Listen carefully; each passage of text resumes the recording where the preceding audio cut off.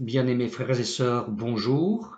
Je suis ravi de vous retrouver aujourd'hui pour méditer à nouveau avec vous la bonne parole du Seigneur. Nous allons revenir une fois de plus sur le chapitre 5 de l'Apocalypse pour méditer sur le livre de la rédemption, ainsi que nous l'avons appelé, et j'aimerais attirer votre attention aujourd'hui sur les louanges qui ont été adressées à l'agneau, l'auteur de notre rédemption.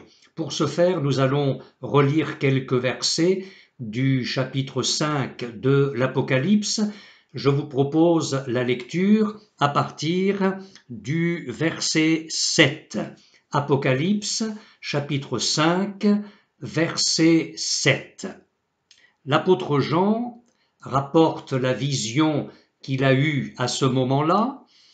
Il vint, il est question de l'agneau de Dieu, du Seigneur Jésus, il vint et il prit le livre de la main droite de celui qui était assis sur le trône.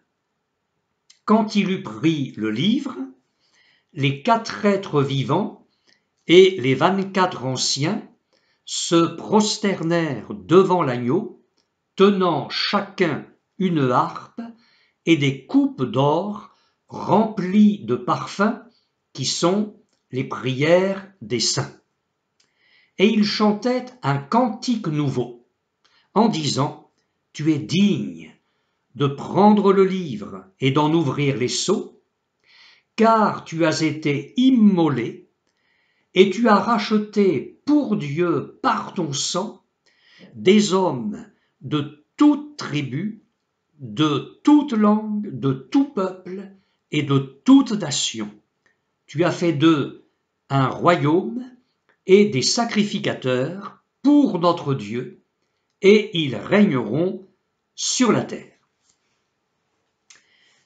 Nous avons lu au chapitre 7 une précision importante.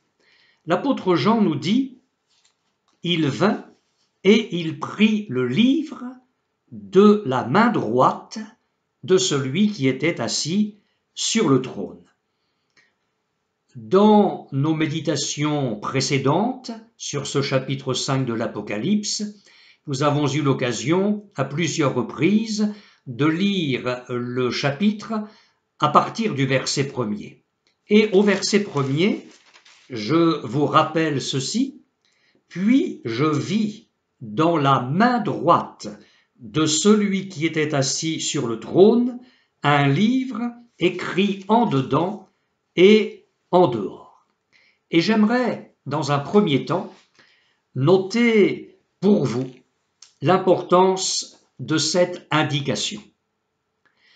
Pendant la dispensation de la grâce, c'est-à-dire pendant toute la période de la grâce de Dieu, Christ se sera tenu à la droite de son Père pour plaider en notre faveur. Il aura été, nous le savons, l'avocat des siens. En effet, l'apôtre Jean écrit dans sa première épître au chapitre 2, verset 1er, « Si quelqu'un a péché, nous avons un avocat auprès du Père, Jésus-Christ le juste. » Dans son épître aux Romains, au chapitre 8, verset 34, l'apôtre Paul écrit « Qui condamnera les élus de Dieu ?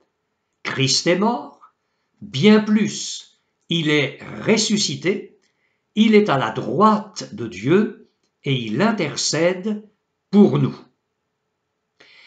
Le Nouveau Testament insiste beaucoup sur la position de notre Seigneur Jésus à la droite du Père.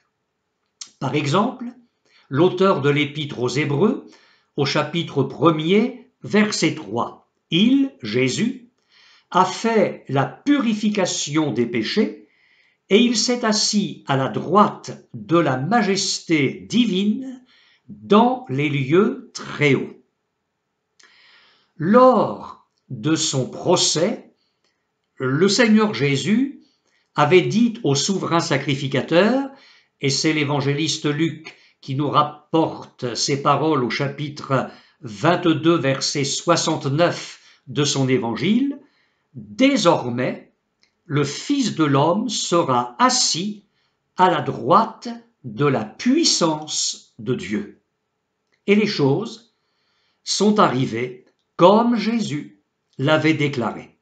En effet, l'évangéliste Marc nous dit au chapitre 16, verset 19 de son évangile, le Seigneur, après avoir parlé à ses apôtres, à ses disciples, fut enlevé au ciel et il s'assit à la droite de Dieu. Et rappelez-vous, juste avant d'être lapidé, Étienne a vu Jésus dans le ciel. Luc, qui est l'auteur des Actes des Apôtres, rapporte au chapitre 7, les versets 55 et 56, ce que je vous lis maintenant. Étienne, rempli du Saint-Esprit, et fixant les regards vers le ciel, vit la gloire de Dieu et Jésus debout à la droite de Dieu. J'ai remarqué aussi que les apôtres ont beaucoup insisté dans leur enseignement sur cette réalité d'un Jésus assis à la droite du Père.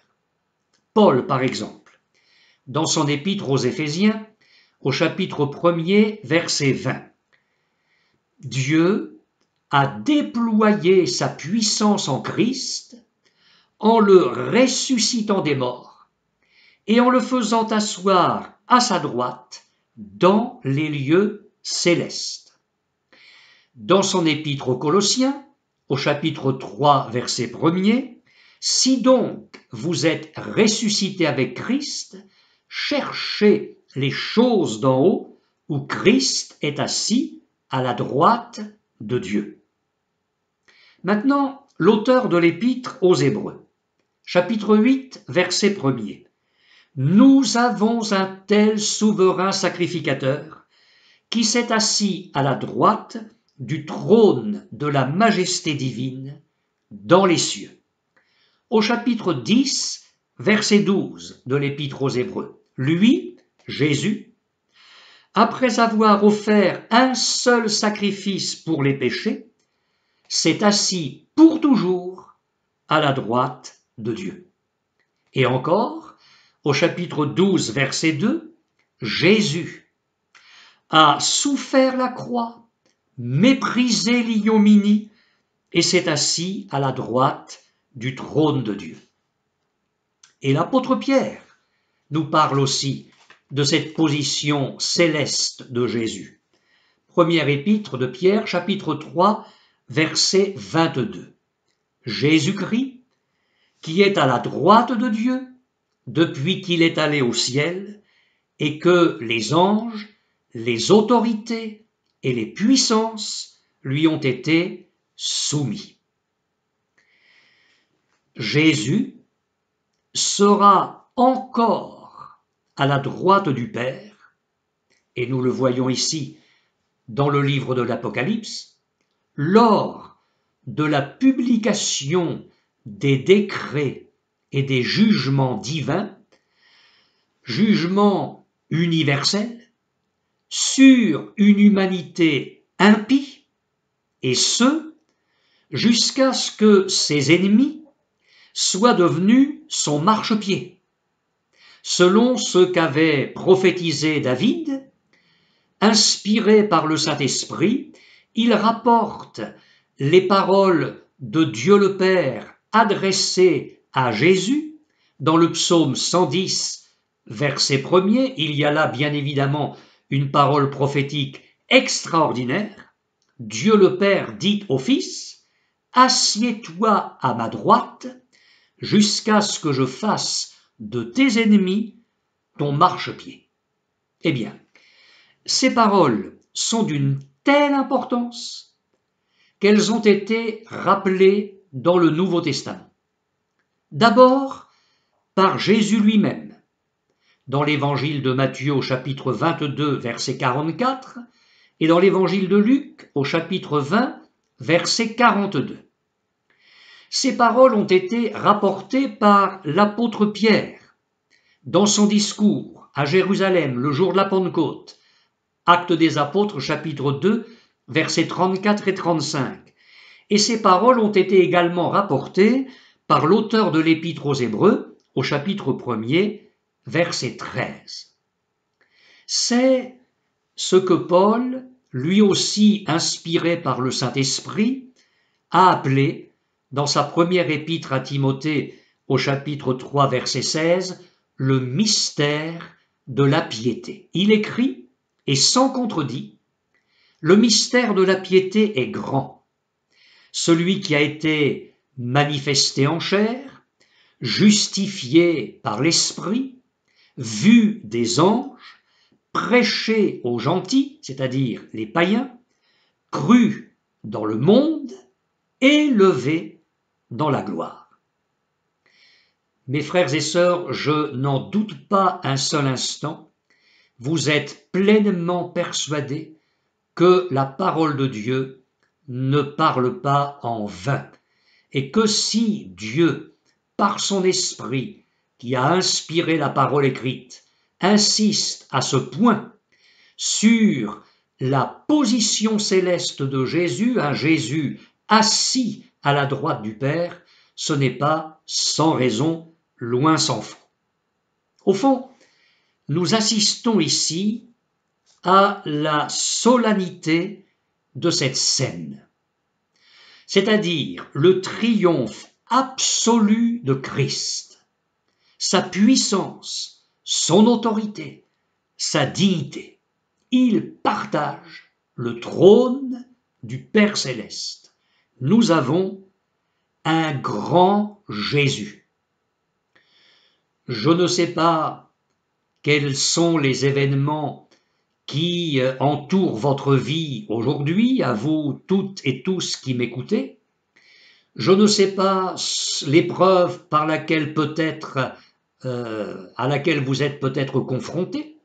Je ne sais pas quels sont vos soucis, vos tracas, vos préoccupations, vos combats. Ce que je peux vous dire de tout mon cœur aujourd'hui, c'est que vous avez un grand Jésus et que la parole de Dieu vous exhorte aujourd'hui par cette simple prédication à fortifier votre foi en lui. Jésus est ressuscité, il est glorifié, il est assis à la droite de Dieu et tout a été mis sous ses pieds. Nous pouvons donc regarder à lui avec confiance et être assurés de son secours puissant.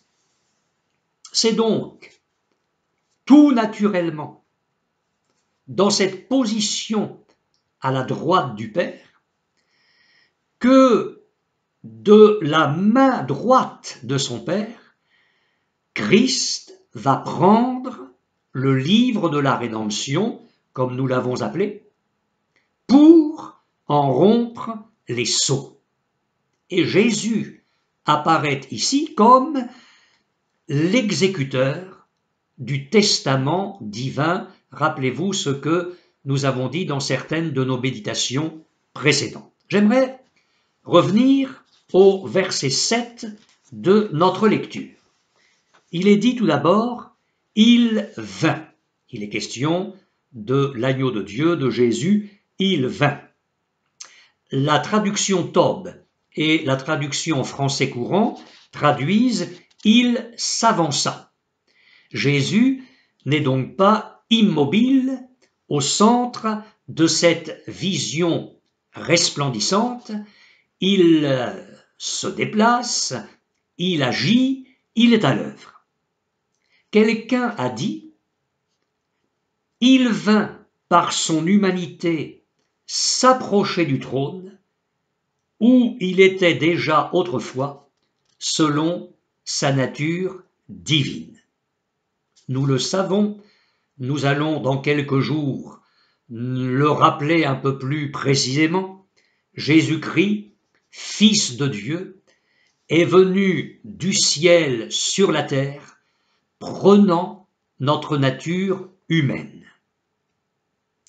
Lui, qui a été un homme semblable à nous pour un temps, maintenant ressuscité, maintenant glorifié, est revenu de la terre. Il partage pleinement le trône de la majesté divine et de la divinité du Père. Rappelez-vous, lors de l'ascension, les disciples l'ont vu monter au ciel. Il a été enlevé à leur regard dans une nuée. Mais ce qu'ils n'ont pas pu voir ensuite, nous l'apercevons ici, au travers de la révélation donnée à l'apôtre Jean.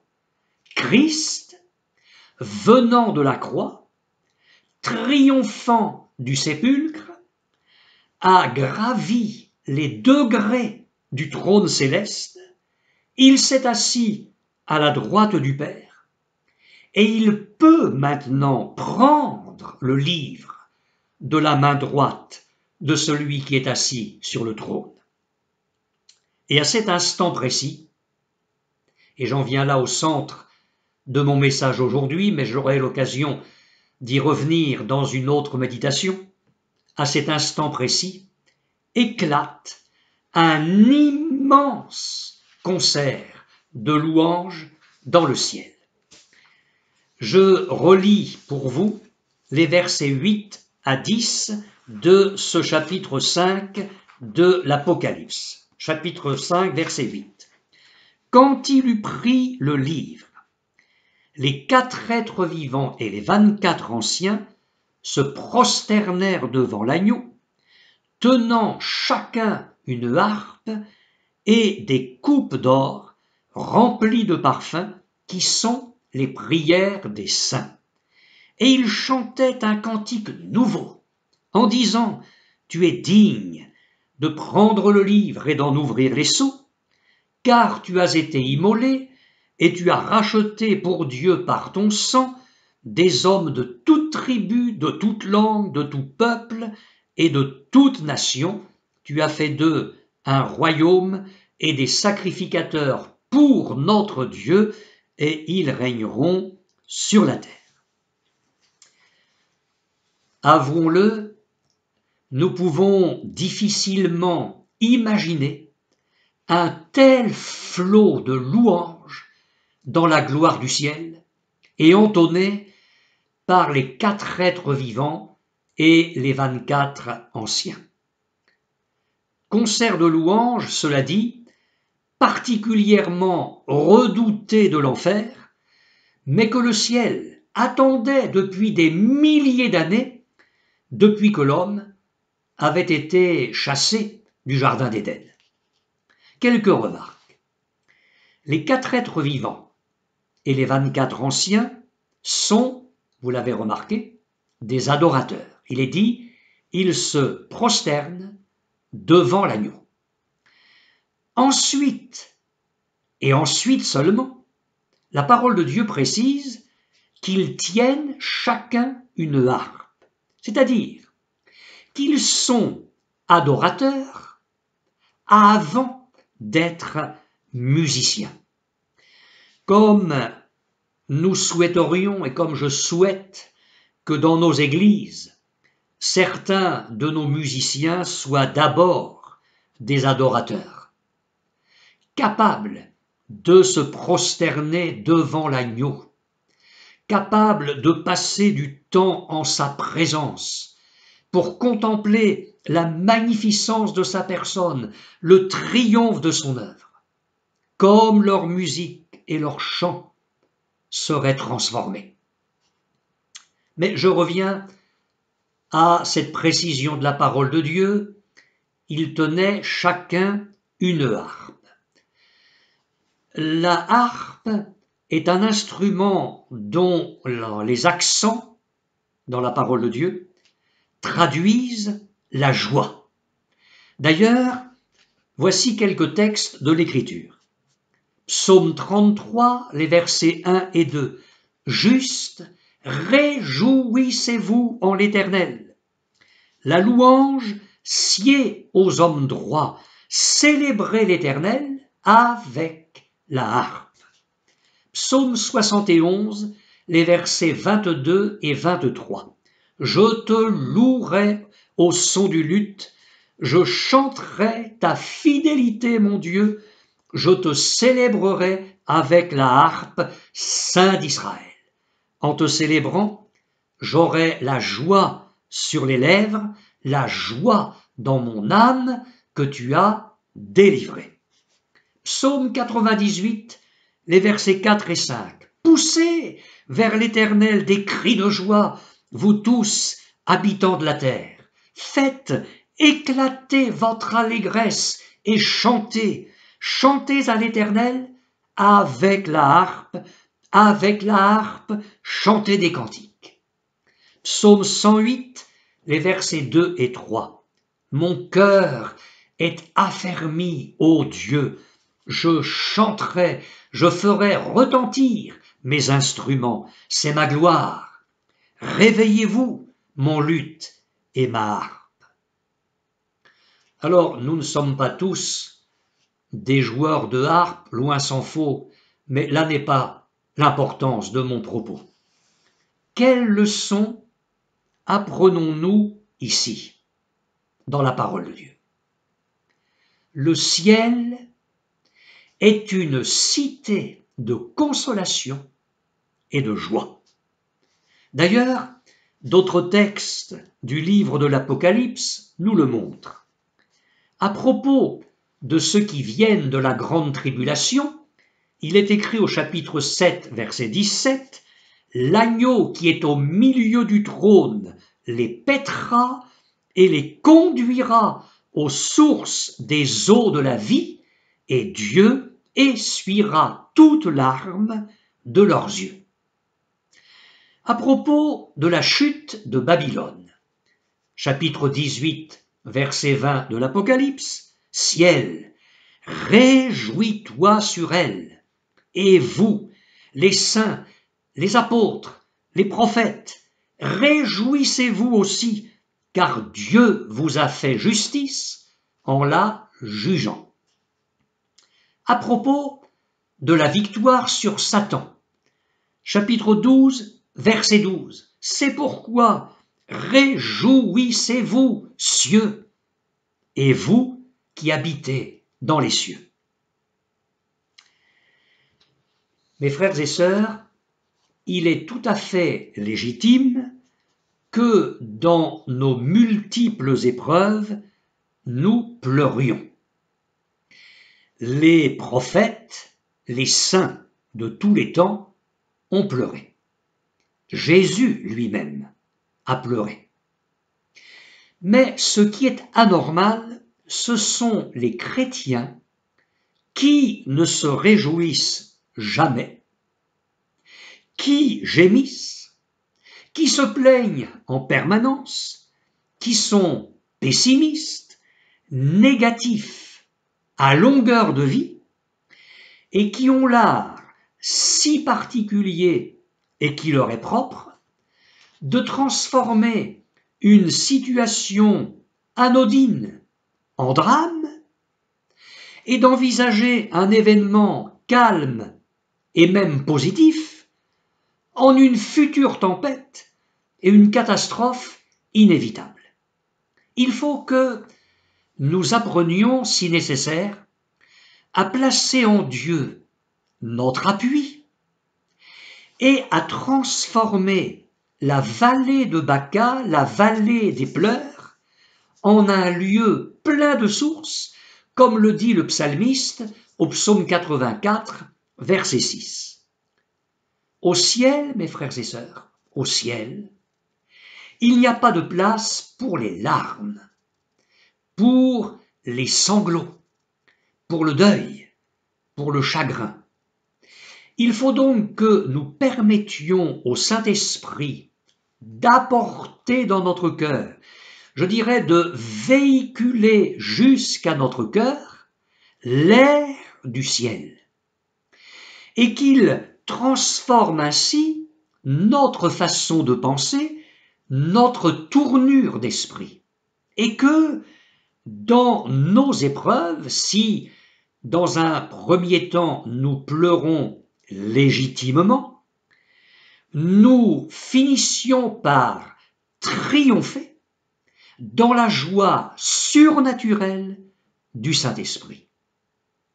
Dieu sait quand vous pleurez, où vous pleurez, pourquoi vous pleurez, pour qui vous pleurez, et il comprend que vous pleuriez. Mais comment peut-il tolérer que certains de ses enfants ne se réjouissent jamais? Apprenons quelque chose de cette louange de la rédemption dans le chapitre 5 de l'Apocalypse, quand il nous est dit que ces êtres célestes se prosternaient devant l'agneau, tenant une harpe, instrument de joie. Le prophète Malachie faisait des reproches en son temps au peuple d'Israël de la part de l'Éternel en ces termes. Vous couvrez de larmes l'autel de l'Éternel, de pleurs et de gémissements, en sorte qu'il ne peut rien agréer de vos mains. Malachie, chapitre 2, verset 13. Croyons que Dieu peut déposer dans notre cœur aujourd'hui la joie de son ciel. Et c'est une espérance bénie pour chacun de nous. J'en viens au cantique lui-même, dont il nous est fait le rapport dans ce chapitre 5 de l'Apocalypse.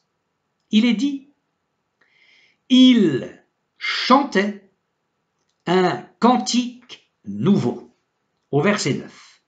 C'est le premier chœur dans ce chapitre, formé des 4 êtres vivants et des 24 anciens. Il chantait un cantique nouveau. Alors, cet hymne nouveau est inconnu des hommes et il est entonné par les majestueux chœurs célestes.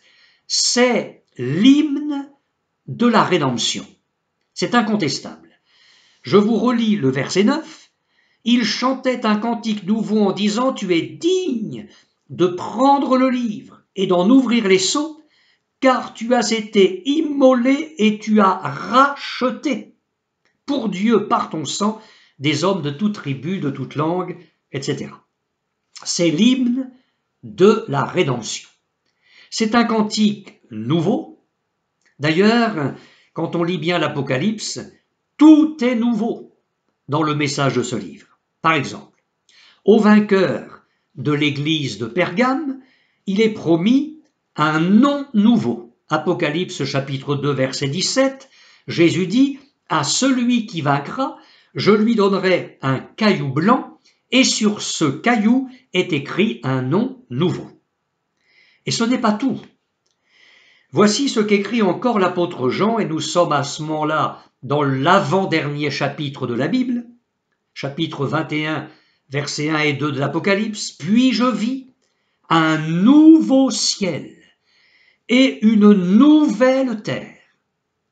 Et je vis descendre du ciel, d'auprès de Dieu, la ville sainte, la nouvelle Jérusalem, préparée comme une épouse qui s'est parée pour son époux, la nouvelle Jérusalem.